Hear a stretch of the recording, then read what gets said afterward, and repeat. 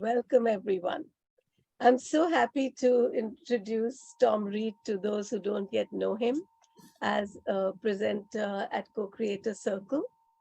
Tom is a student of life. That's how he describes himself. I would describe him also as not just a student of life, but also as one who has deeply thought and felt and is able to very beautifully express what he feels about life and about many other aspects of it.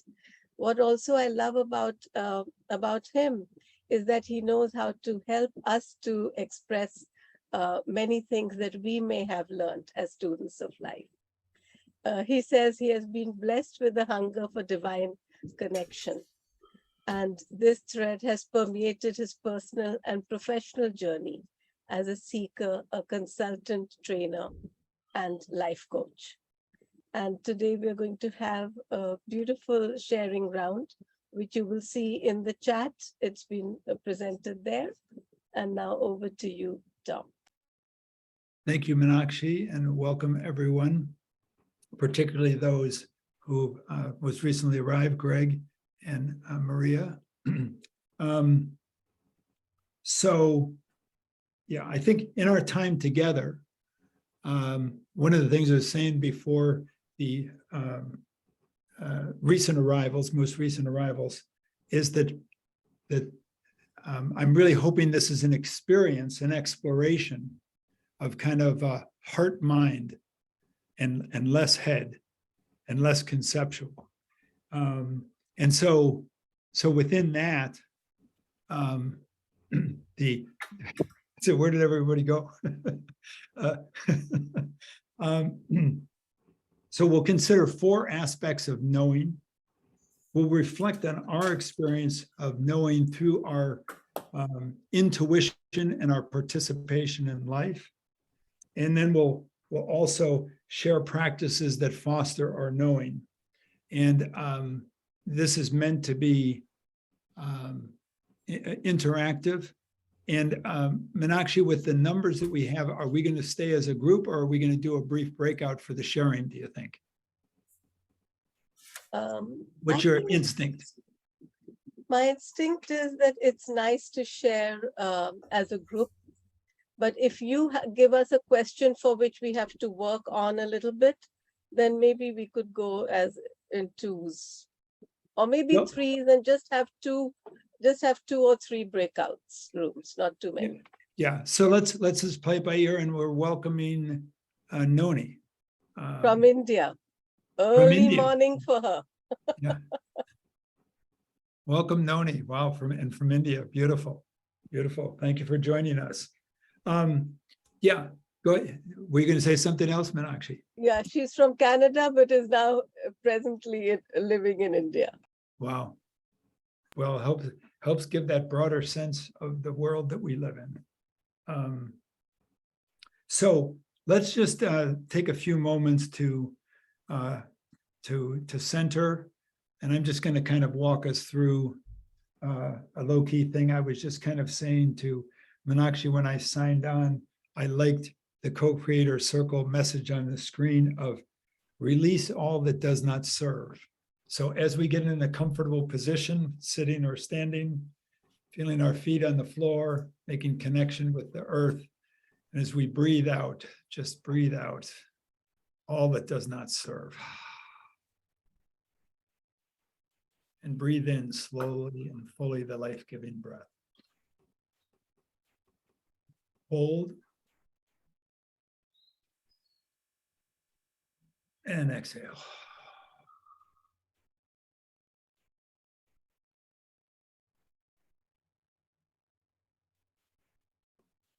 Just follow your own rhythm. Coming down from the head and from the realm of the conceptual, breathing into our bodies. Breathing into the present moment.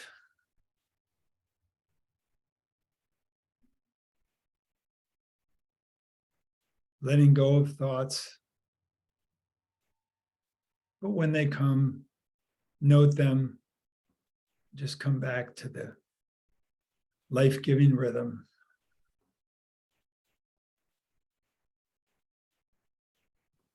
To this moment, this new moment. Breathing into our heart.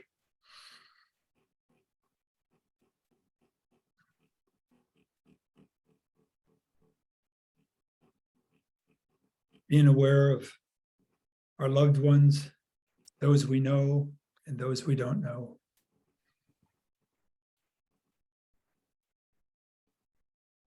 Breathing into the connection with all of life that's happening every moment. Sometimes I'm more aware of that and sometimes less. And may this be a moment that we are more aware of our experience of being part of the whole,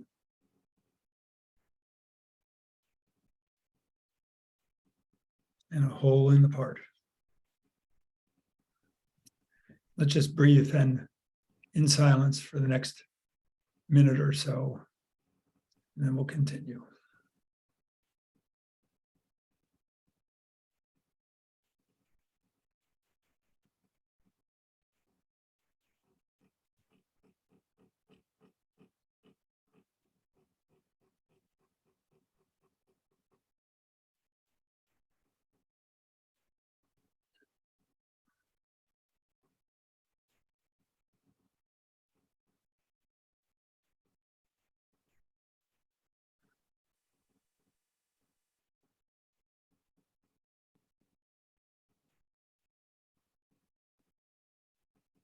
Ready yourself to continue in a moment.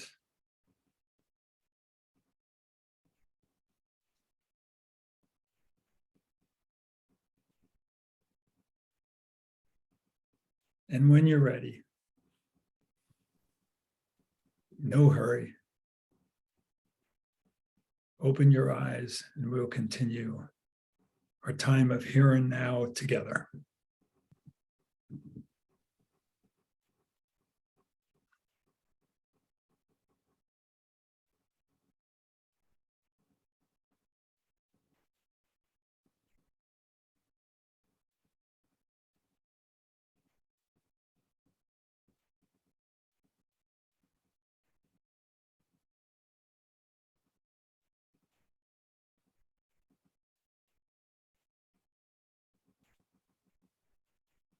So as we continue,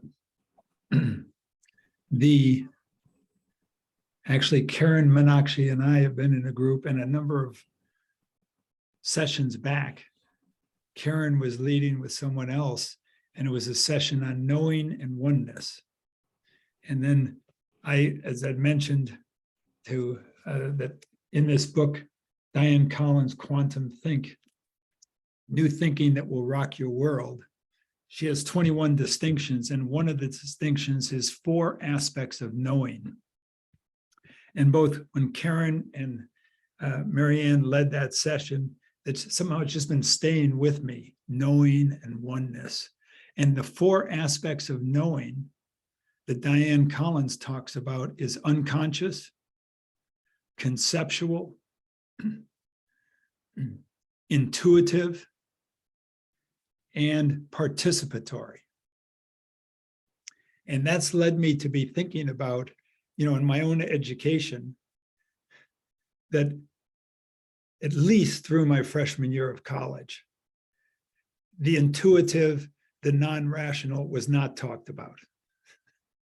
I remember coming into a course in my junior year of college at Notre Dame studying theology, and a priest came in and he wrote a stick person on the board, and he said, for the first 18 years or so of your life, we've been dealing with the neck up. In this class, we're going to be dealing with what's below the neck, heart. Okay, so that was the start. Along the way, I got introduced to Jung and memories, dreams, and reflections, and the unconscious, and meditation, and different than Paramahansa Yogananda, Autobiography of a Yogi, of saying that there is an opportunity for divine connection and we don't need a mediator. Okay, And I assume people who show up in this call get that and are operating on that, and yet are also interested in increasing our knowing. So within that, then I want to just take a moment to then just invite in your own experience, and maybe you can fill in the chat as a way too, but just to say, with my intuition, I know or feel in my body or imagine. So when I think of nonlinear, non-conceptual, or an image, so let's just take a moment of quiet.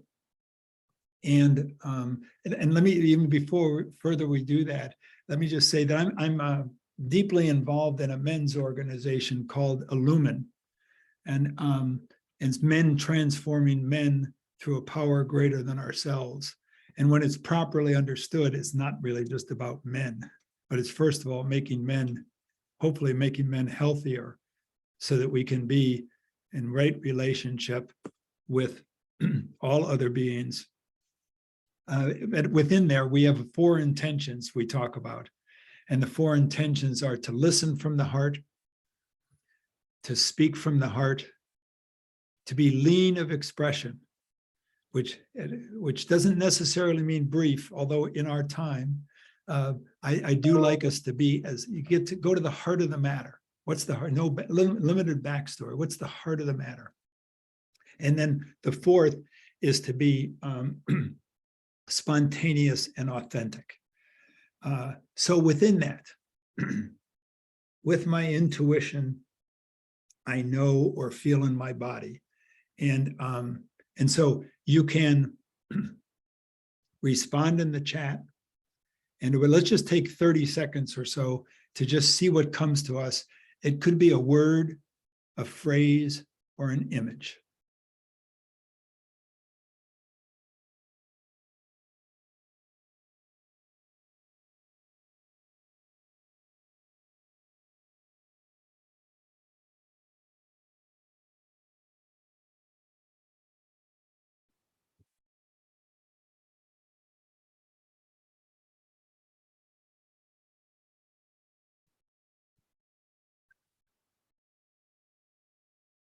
Oh, nice. Thank you, Lynn.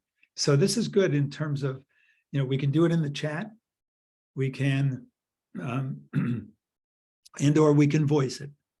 But so with intuition, Lynn feels adventure. Yeah. And maybe those, as you're coming in, then why don't you voice them? DeAndre, why don't you say it rather than me just saying it, if you're comfortable? With my intuition, okay. Go ahead. Go ahead. Okay. With my intuition, I know and feel. I know and feel in my body that I am loved. Nice. Greg?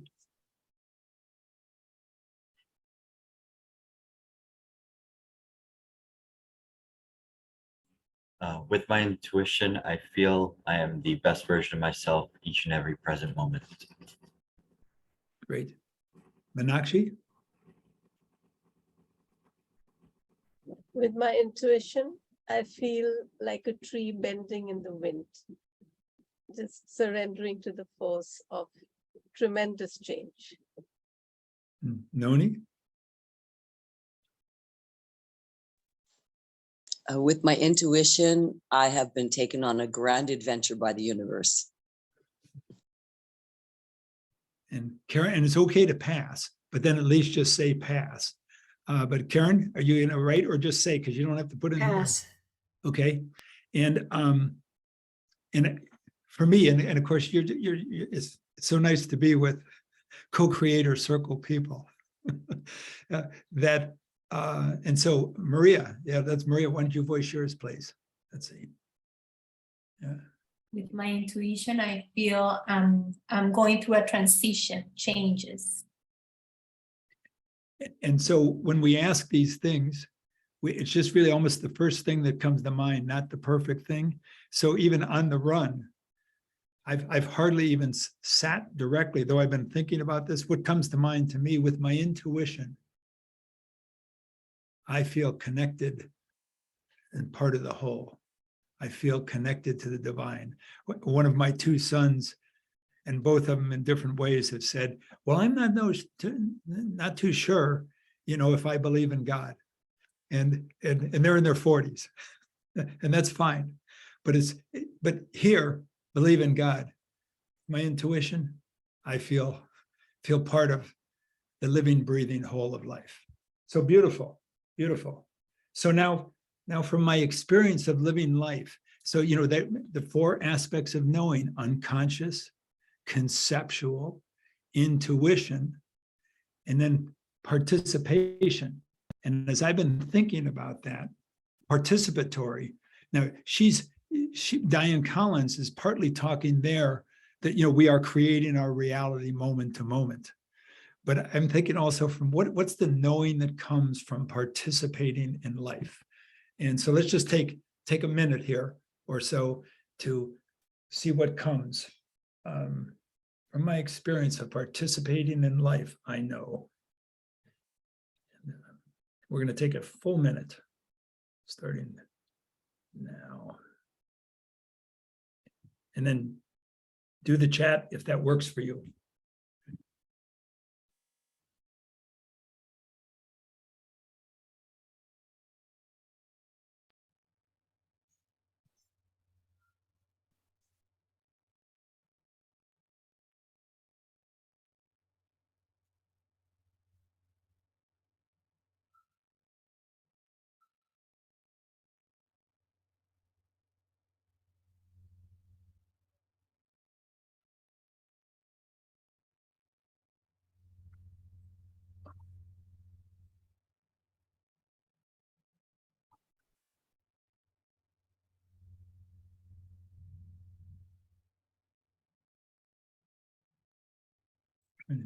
Are we saying or?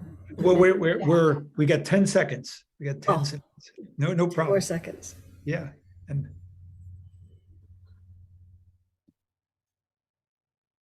beautiful. And so, Karen, did you want to say? Yeah. Good. Life is on the move. And I lost it. I had it. Life is on the move, and life is what's happening in front of me. Life is surprising. Good. Thank you. And so then let's the drill. Now just come in, and Glory, I might have missed you on the previous round, so please, but if you come in again, it's always okay to pass. So if you want to voice what you wrote in the chat, please. From my experience in participating in life, I know that my intuition is always right. Whenever I don't listen to it and try to reason out of my intuition, I end up seeing that my intuition was on point. Thank you. Meenakshi? I've realized that it's good to be aware globally of what's happening everywhere in the world, but it's very important that in my action, I'm more aware of what's happening very close to me, because only I can be in the space where I have been placed by the universe. Nice. Mine was difficult to come about in words, so it's the best way I was able to describe it, because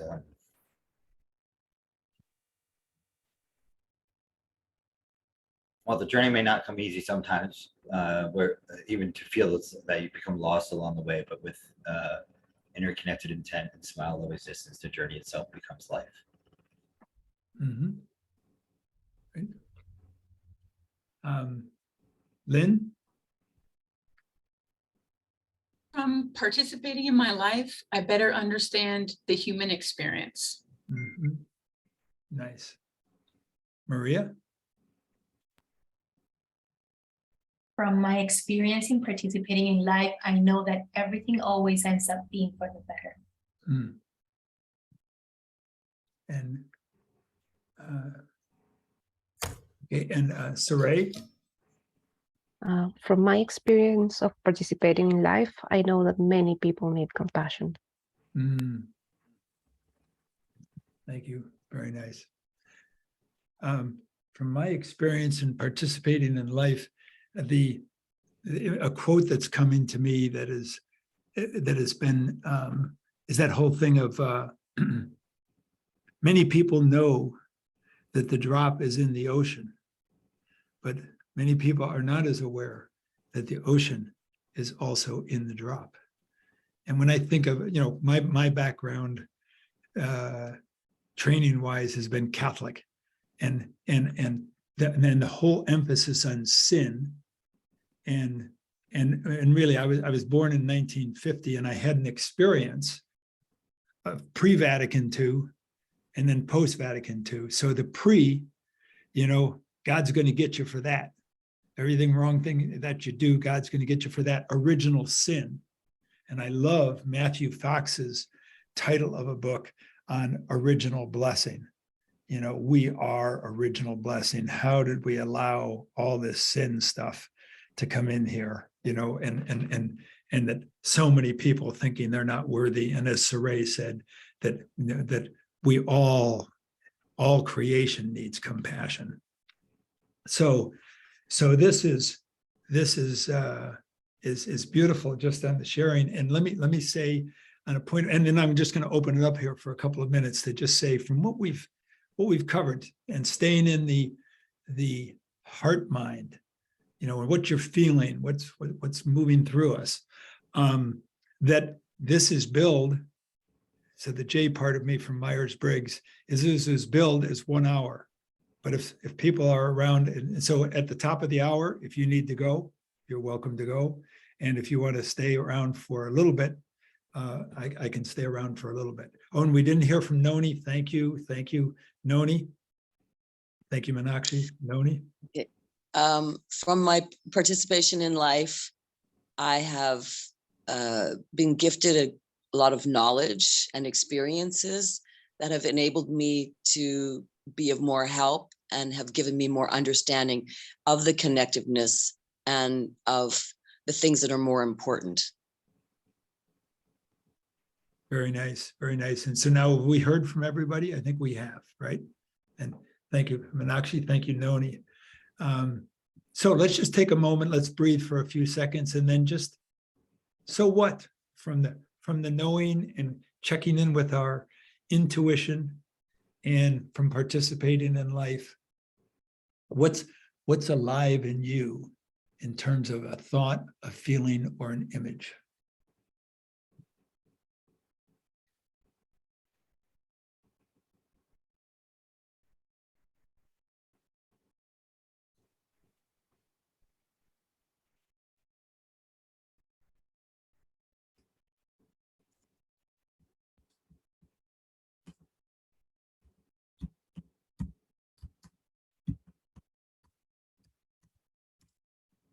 Possibility for change, Noni says. What's alive in me for the moment is Glory's words, and the intuition is always right. And yet, with the judging mind and our acculturation, we're taught not to trust our instincts. And so then, good. And people, if you're writing, then please just jump in and voice it, because it's nice to hear it in your voice, in your words. So Meenakshi? Well, I wrote Blessing and Bliss, and the reason is because I'm feeling so happy that the books which have been inside me and in my computer and hiding here and there are finally coming out the way I wanted to. And I'm very grateful to Sarai, who's here, and to my son, who finally actually read my book and said, Mom, it's actually very good. There's nothing I need to change in it. And then you helped me to take it past the finish line, because there's something that you just don't want to do it yourself. So I'm just feeling so very blessed because of that. Very nice. Maria? I feel held what we have created here, a space that it comes from the heart, from the love, and it really makes me feel that the world is a safe place. Mm, nice. Thank you. Lynn? Forward momentum is alive in me, like a river to just go with the flow and keep moving. Very nice. And Glory?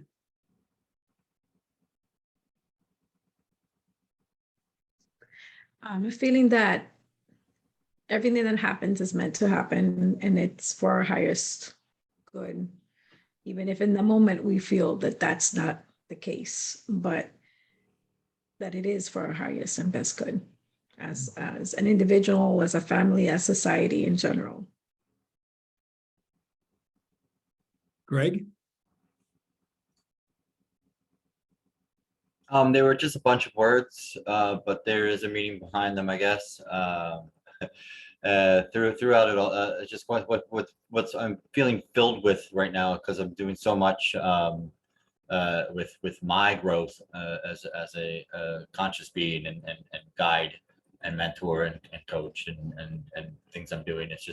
It's made me feel more whole, more compassionate for myself, which I kind of noticed that I lacked a lot of, and therefore bringing love to myself and to those that I'm now letting in my life, bringing me hope for a new coexistence of humanity and how we proceed forth with life. So yeah, that's a lot, but Very nice. Anyone else? Have we heard from everyone on the round? I don't think I heard from. Yeah, good. Sorry. Sorry. What is alive in me right now is connection. Mm, Because I feel more connected to people around me and people digitally. yes. Great.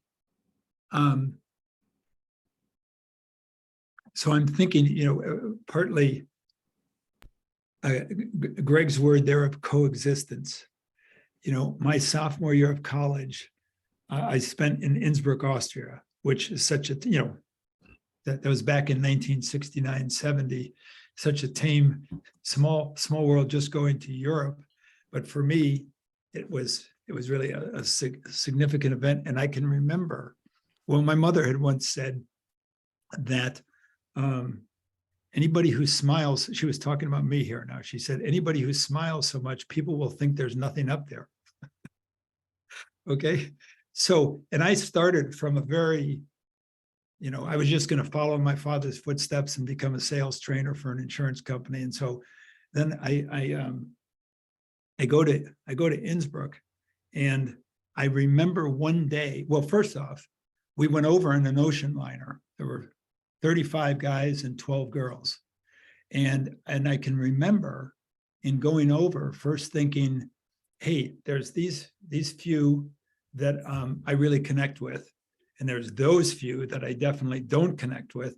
And then there's the largest number that I didn't know, that I was just kind of, neutral about.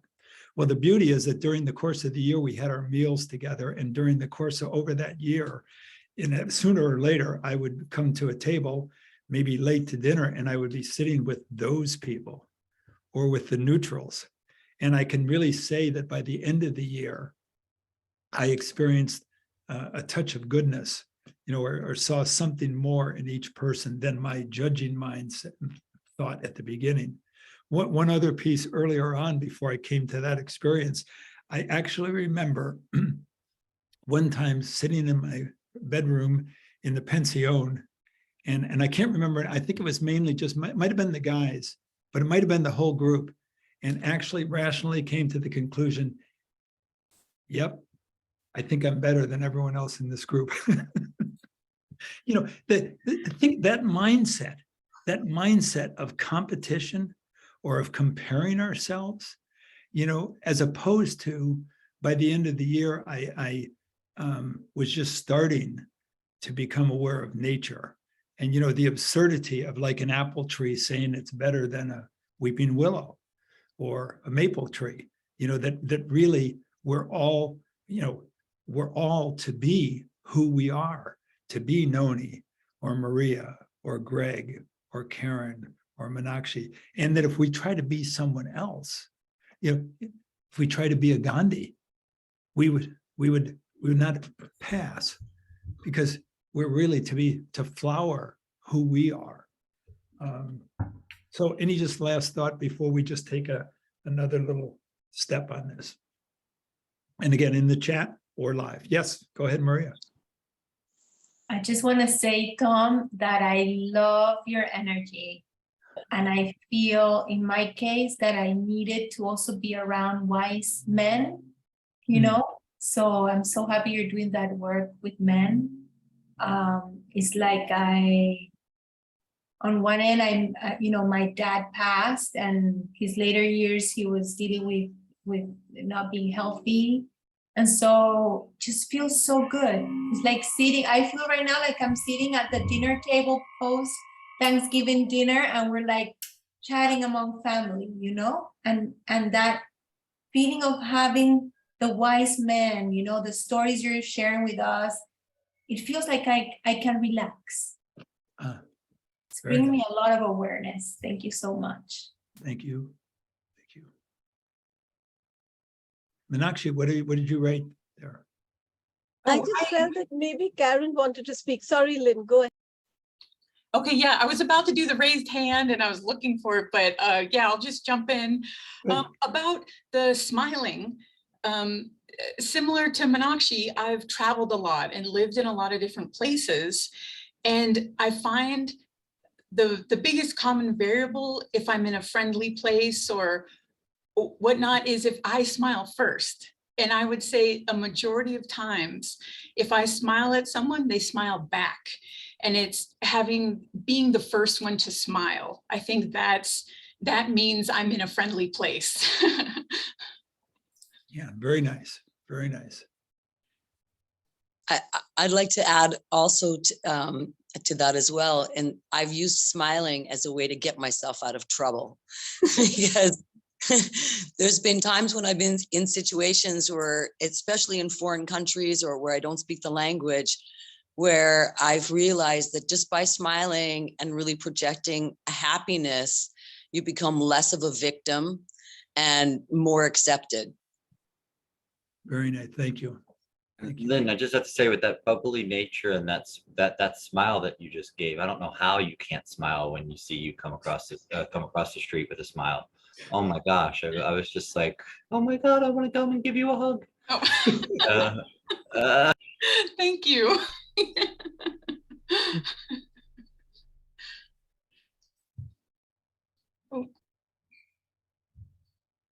Okay, so let us continue. By the way, that goes for all of you. Okay, not just all of it. Yeah, well, it's interesting, that the smiling being mentioned. Then I'm seeing everyone smiling right now. Yeah, I agree with Greg that when someone has that smiley nature and that openness, and how Reid was saying about compassion, these emotions are together as one. And I feel that when I open that up, other people open up too. And similarly, if I'm around someone that's open, I open up. And that's, another great thing about Meenakshi is she's really helped me open up by coming to the co-creator events and being a part of these groups. As Maria was saying, it's teaching me that it's okay to open up, and it's okay to smile and talk and speak my mind and follow intuition. So I'm participating in this experience, and I think it's a great shift for all of us here. Yeah, I'm just gonna chime in again. I'm sorry. It's just the feelings that I'm having. Like, I used to be the social, bubbly, smile. Always like when you come up to me, it'd be like almost impossible not to like want to just jump into whatever I was doing. But then I realized that I lost that smile for many years, and I was living in a fake smile, like just putting on that, hey, I'm okay. But like, and now that I do, it's like I feel it. I was saying the other day in the mudra group that I'm part of, that like when I really tap into the smile and my calmness, my inner calmness, I get goosebumps like throughout my whole body. It's almost like every particle in my body is now smiling, and not just I like that. And it's amazing that I'm tapping back into that part of me. It's really nice. Very nice. So even as you say that, so first, kind of a pillar or a takeaway for me of this session is the smile. Okay, very, very nice. And when Greg just mentions body, let's all just stretch or just kind of feel our bodies here, or just that,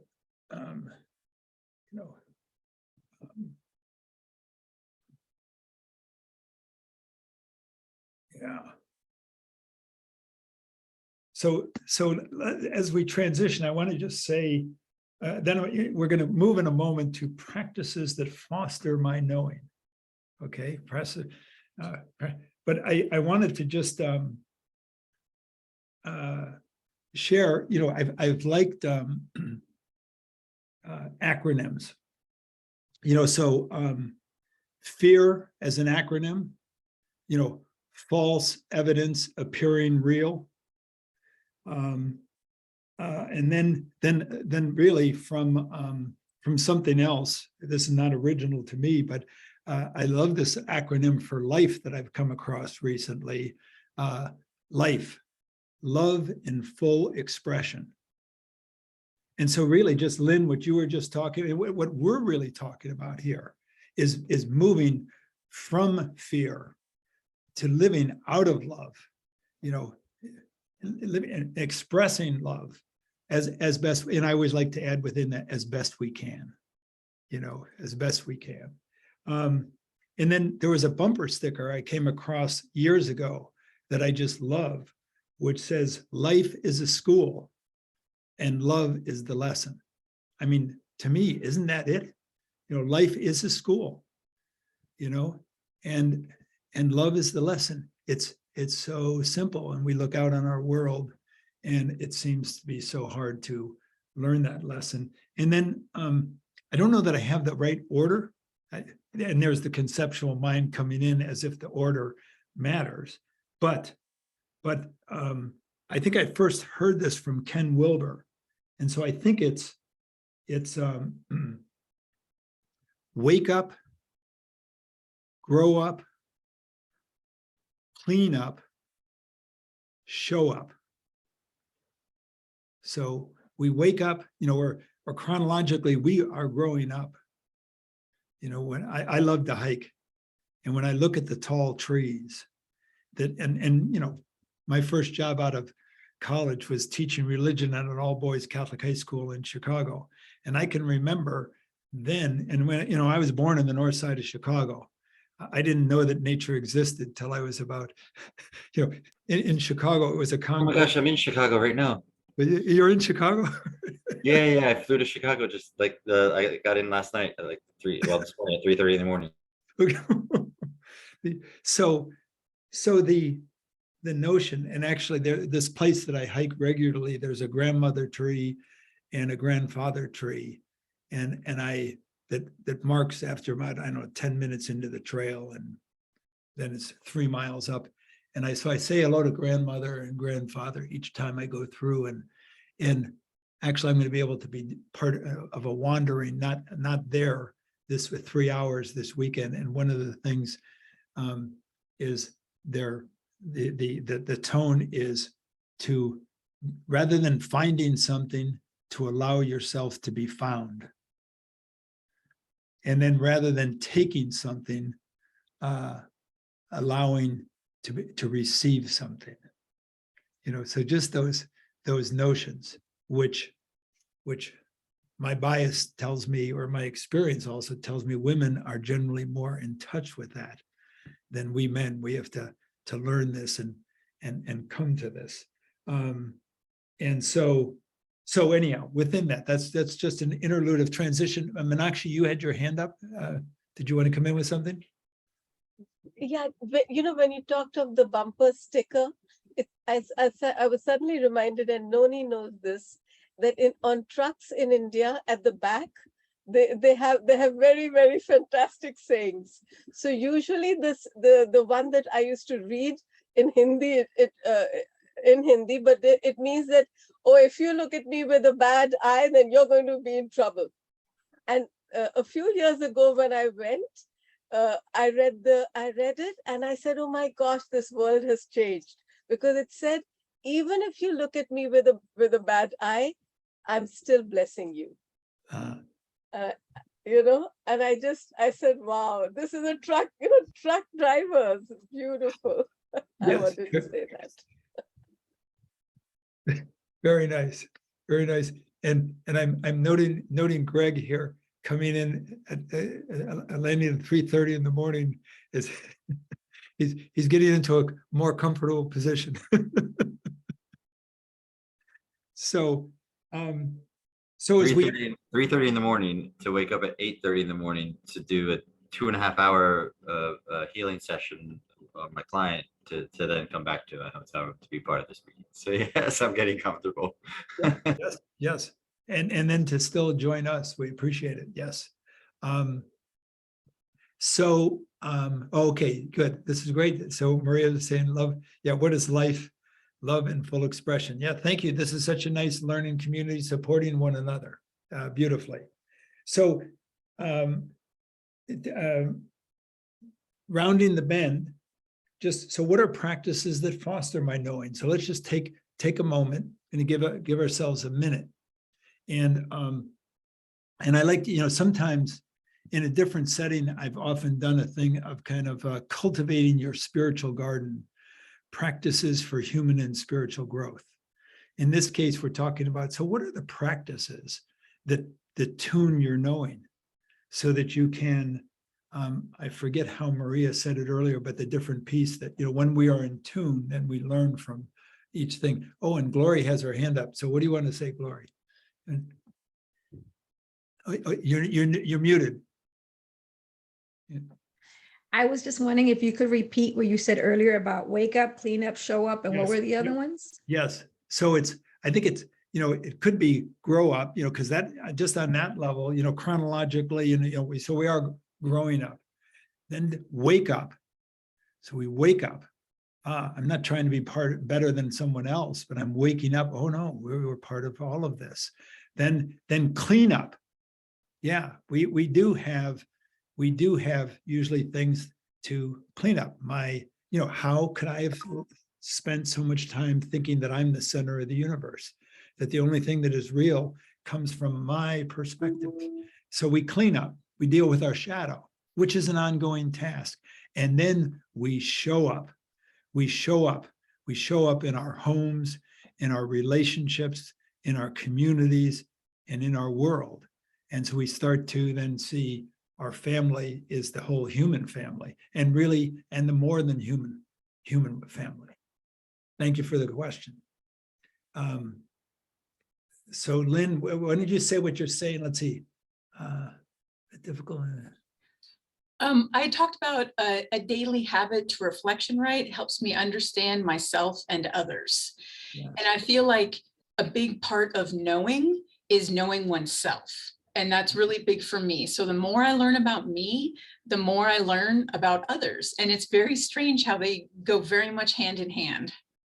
Yes, yes. So I want to give us just the 30 seconds to a minute to just create space to say, so what are my practices that foster my knowing? In the 7 Habits of Highly Effective People, I think Covey would talk about sharpening the saw. I like more tuning the instrument, something less mechanical, and or tilling the soil. So just take a moment.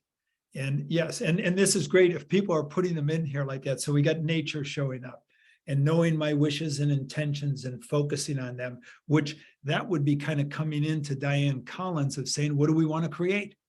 And then what am I allowing to go on in my head? So this is beautiful in real time. So Maria, why don't you just read what you're writing here so that we just even, although let's take our 15 to 30 seconds so the introverts can at least tune into what shows up for your knowing.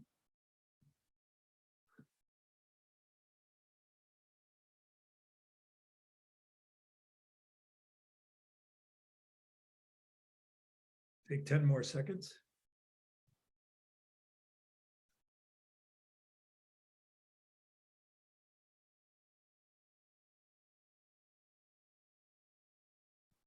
Okay, so the chat is open and we had, so Noni, why don't you just even voice it, even though we've been, and yeah, so why don't you voice what you wrote, please? And let's all just get off mute here for a second so that we Sorry. can. Yeah. For me, I grew up on Vancouver Island, close to you, where you are now, Tom, in Seattle. And I was always in nature. And this is basically the program that I'm on now is I'm trying to do healing work with people by bringing them back to nature. And Alan Watts has a wonderful quote, not exactly, but it's when we study nature, we learn more about ourselves. And because we are nature. And I think we forget because we're so disconnected. We're living in cities, we're busy. I lived in Los Angeles, I lived in Dubai, I lived in all these big cities with all this commotion going on. And I found that there was so much unhealthiness going on there because we've lost our connection with the nature. And so for me, it's just taking time, walking in the grass barefoot, hugging the tree, watching the birds, and spending time in the nature, because that's really what is our main connector is the nature that we're part of. So a quick tune in, assuming we all resonate with that. If you resonate with nature as one of your tuning forks, please give a thumbs up from the reactions. Or you could just do it live, yeah, too. Yeah, okay, yes. So beautiful. Greg, you got screenshots there. Do we look at them? Do you want to say something? I'm clicking to download, click to open. Oh, smiley. You're muted, Greg. It was just the Sajok smile Yeah. and a peace sign. Good. Good. Those two just kind of practices. It's the just origin fostering smile. peace. Yeah. Yes. Yeah, it's just Yeah. smile existence. Yeah, and just spreading peace. Good. Learning people to find peace. Teaching people how to find peace within so much chaos that they've been programmed. There's a lot of deprogramming that I've been finding that you have to help people with, and it's really kind of pinpointed to that first essence of love that they felt, and once if you can connect them to that first feeling of love, or that feeling of life, or that I'm here moment, then it can really help them through a lot of all the pain and agony and emotions and strife that they have in their life. So they start to realize how much it's all those other emotions are just that they're passing moments, but that present moment of just existence is what really kind of connects you to who you are in the present state of mind. Very good. Saray, you want to read yours, please? Yeah. I said that the practices were listening and sharing with others. And in my earlier years, listening always came easy and sharing was very hard. It's something that I'm actually learning.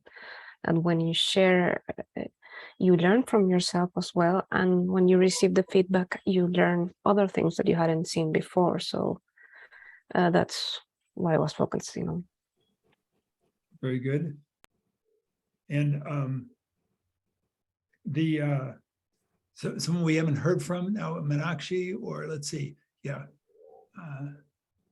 okay, you were paraphrasing Noni, and let me say, yeah, the three. Maybe we could pass to one another if it's okay with you, Tom. Sure, you know, so sure, it's okay with me. Yeah. So when you Karen speak, wanted to speak. good, and so then you invite someone else, or raise your hand like we've been doing too. But Karen, go ahead. Yeah. Okay. So I think listening to my intuition, listening to the stuff that comes up for me, the deeper understandings, and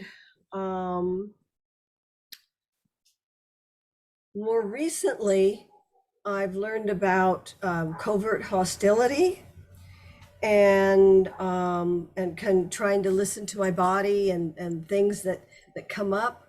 And so as I start taking out some of these old patterns, these old things that stop me from connecting with myself, things start opening up. And so these insights that come in that I work with, and sometimes it's just simply recognizing an old pattern, and I thought it was going to be a lot of work having to dig it out and deal with it and da da da da da da, and I found that just simply going, oh, that's there, that's what's happening, and things are better. Mm-hmm. Kind of surprising. So yeah, that's one of the practices, and just knowing that I'm being talked to and listening. Great. Glory, do you have anything you want to say? Meditation, going in nature, one of the ones that I'm trying to incorporate back into my life, that I was very abundant with it before when I was younger, was music. You know, I used to sing and I used to play instruments and I used to be very musically inclined, and I've lost that.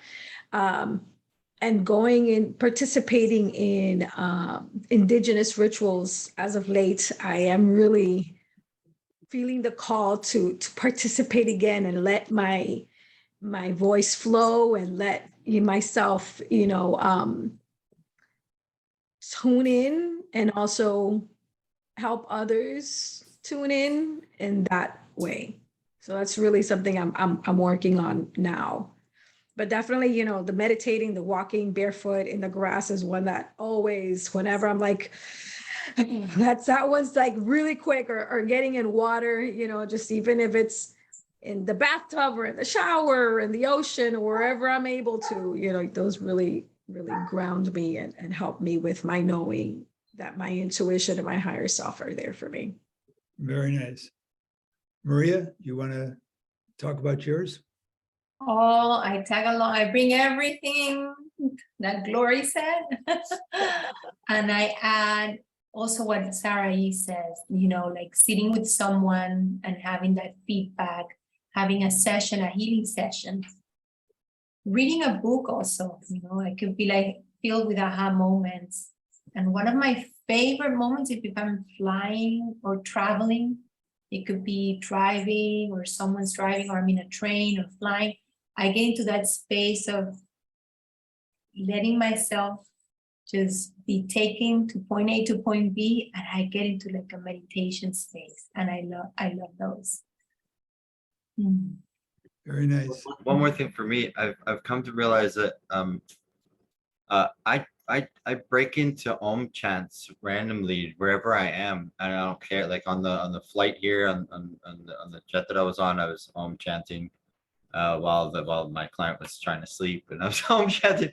In the steam room when I go to the gym, I don't care how many people are in that steam room, I'll break into Om chanting, and it's crazy. Like one time I was so deep into just Oms with a mudra, and I opened my eyes, and everyone in the steam room was sitting there with their eyes closed, like and completely zenned out, like and I didn't realize how many people had entered the room, but they entered the room, and I guess kind of were filled with the vibrations of the Om, and like maybe they're not into it or had ever heard it before, heard somebody doing that before, but they were all just sitting and like, and I heard like people like when I stopped and like got up to leave the room, they were just like.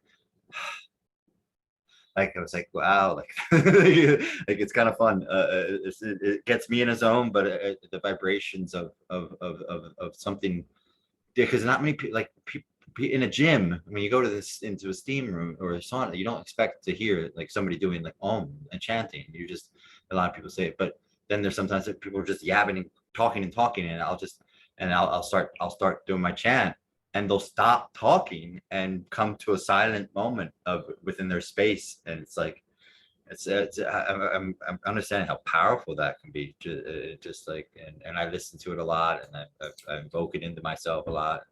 And then I do the Om Ma'aleu, the old creational chant too. And it's just like, it's become very powerful in my healing and my new mindset and ways.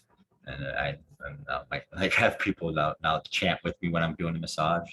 Like I'll just do it, and they don't know what they're doing. They'll just be like, oh, and they'll just start. I'm like, let it out, let it out, let it out. Come on, give it to me. And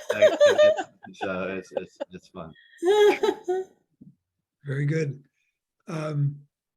So Noni, you want to say something about pushing yourself? Yeah, and honestly, I've got to follow up on what Greg was just talking about, because I have pushed myself into some crazy places. You know, sometimes we get so comfortable in our day-to-day life, and I've abandoned that kind of living. And I really do look for something new every day and make myself do something that I haven't done. And I'm actually living in a commune in India right now. It's really an amazing, beautiful space. And I'm, you know, like, that's how we start our day, with chanting, and then we have breakfast, and then we work in the garden. And, you know, it's just, I'm living in a dorm. This is my bunk, you know. Like, I'm 63 years old, and I'm living in a dorm, and, you know, but like, that's what's really really opens me up, is pushing myself into new situations, and having experiences that you normally wouldn't have. You know, it's it does expands us and gives us more possibilities. And it shows us how connected we can be to people that we don't speak the same language with. I mean, I'm listening to Hindi all day long. I don't understand Hindi. Toda, toda. I mean, little. But, you know, I'm outside of my comfort zone, but I feel great about it. And it's expanding me more than I would ever have imagined. Beautiful. In fact, I have to jump in here and say that when I see Noni's posts, I feel she's showing me India in a way that I've not seen it. You know, so I wanted to tell you, Noni, take me around India. People are always telling me, take us to India, but I want to tell you to take me around India. It's beautiful to see it from the eyes of someone who feels that she's not comfortable with it. And I just wanted to add something that Greg, from what Greg did. And I realized that we were talking about the masculine and the feminine here and there a little bit here. You know, I would go somewhere and want to adapt. So if people are not doing something, I won't do it, you know. But what Greg does is he will bring that and he will change the atmosphere. And I think that kind of masculinity is needed for co-creation. Because I remember when I go to see the sunrise, and sometimes people are chattering, and I just want to meditate. And I said, yes, of course I can meditate, and it doesn't matter what others are doing. But how beautiful if you just see, let me just do it. And then you start seeing that everyone around you becomes quiet and allows themselves to enter that expanded space. So I really enjoyed this sharing by both of you. Thank you. And actually by everyone here. I'm loving everything that's being shared. I was like a few days ago, I walked out of sauna, and somebody was in the locker room, and they were like, wow, you have that meditation thing down to a science. You really go deep. They're like, because I was doing fire breath too. So I was like Om chanting, and I'd do the I was like broken fire breath into myself, and they're like I was just like engulfed in what you were doing, and they're like, that's awesome to see somebody doing that. I need to go for a second. I need to call my client, so I'll be right back. So we're going to start winding down here in a moment. I wanted to just add from what things that have been said, and I'm sensing we're all connecting with people are saying on ways of tuning our knowing. A couple of things I would just kind of add within that are within the headings of things we've said.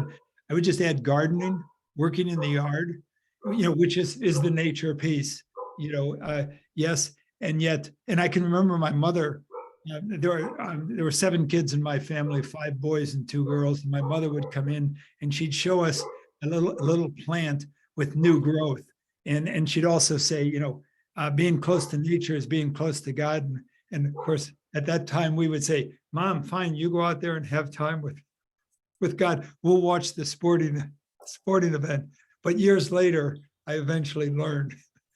So gardening, with what Greg was saying, the whole thing of music and devotional chant is a beautiful thing, and also connecting that. You know, I think when Greg was talking about the deprogramming, you know, that partly from a sales training background and or mind management, you know, that what do you do when you come to a negative thought? You next it.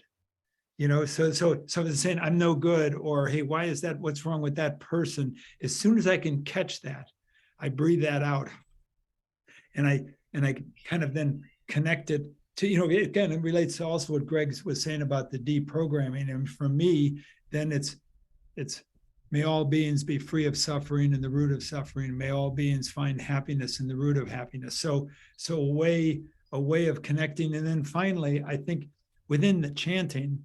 And I love the Yogananda chant is where I had heard it. I'm not going to sing it. Glory though is challenging me and inspiring me to let it out. You know, with the oh God beautiful, at thy feet, oh I do bow.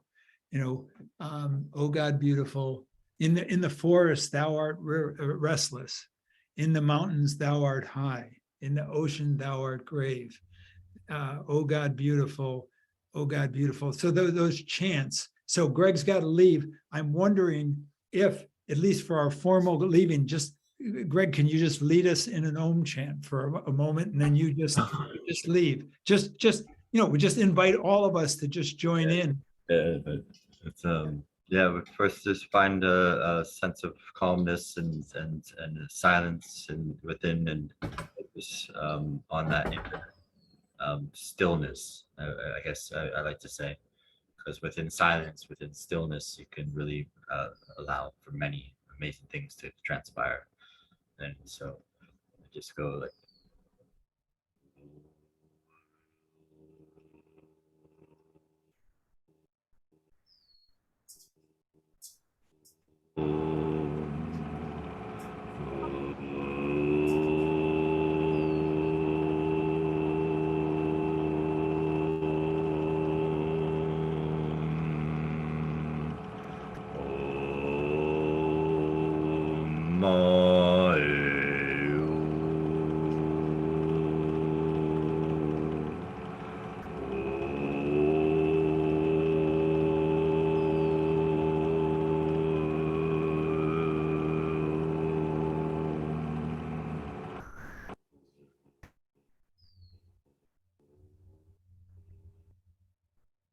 Thank you for joining us, Greg, and we'll let you go. Yes. Thank you. And so I think we're there. So I'll just give a brief moment if anyone wants to say anything, and then I'm going to invite Meenakshi to close us with the lotus hands. So first, just let's just take a moment, and at the end of our time together, kind of a word, a phrase, or an image, which we can share in the chat or we can voice. But let us just take a moment to breathe and get in touch with our knowing, our experience at this moment.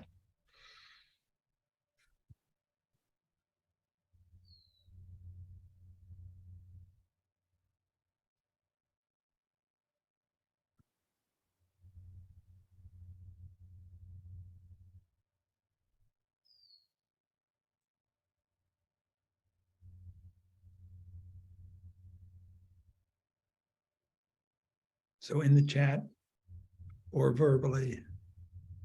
And I like Lynn's word of connection, Noni. Yeah. I have to say gratitude And it's the same thing, even on days when I didn't feel very grateful, I would spend time looking for something to be grateful for. And it always would bring an avalanche of things that I'm grateful for. And I have a life of abundance now. The more grateful you are, the more abundance comes to you. And I'm not talking abundance like money. I'm talking abundance of experience, of knowledge, of connection, of love. I'm really blessed. So gratitude is my key, really. Very nice. Lynn? Yes, my word was connection. I really feel connected to this group tonight, to this container that we have. That and I like that it's been interactive, because during speakers I take notes, and I have my two modes, my taking notes mode and then my interacting mode. So I got to go back and forth between them, and I think that's a core of a conversation, is that back and forth, that listening and speaking. So there's a great rhythm here tonight. So thank you, everyone. Thank you.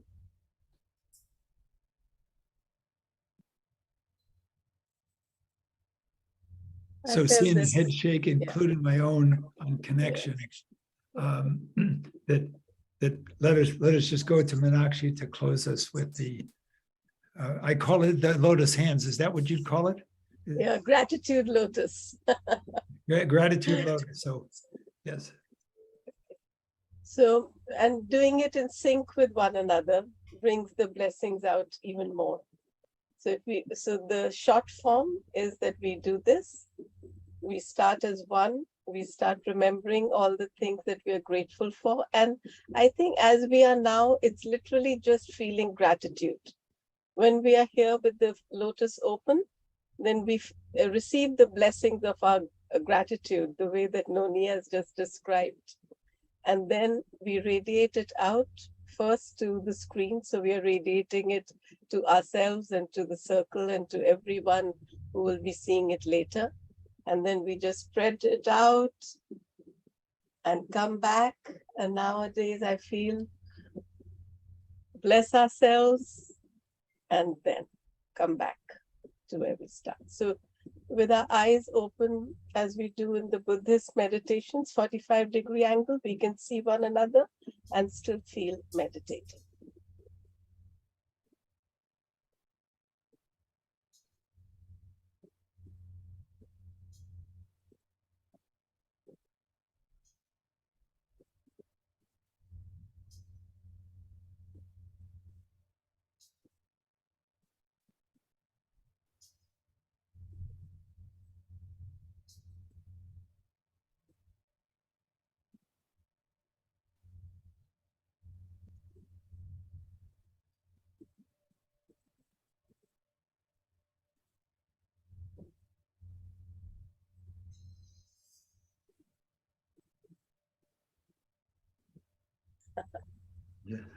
Thank you so much.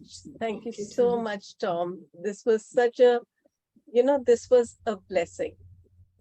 This connection, you brought up, in each of us, you brought out, I think, the most loving aspect of ourselves. Mm. This was when you asked what were we, I saw a circle of stars, and the loving light was just connecting all of us. Very, very beautiful. I'm very grateful that you agreed to have the circle here. Well, and we all clearly, it was a group effort. So thank you. Thank you all. Blessings. Yes. Thank you, Karen, Glory, Sarai, Maria, Lynn, Noni, and of course, Greg. Good evening and good morning. Take care. Thank you. Thank you. Bye-bye. And Meenakshi, let's Thank you just, so much. thank you. Actually, and it's good. And Saray is still there too. Yeah, just Yeah. a detailed question.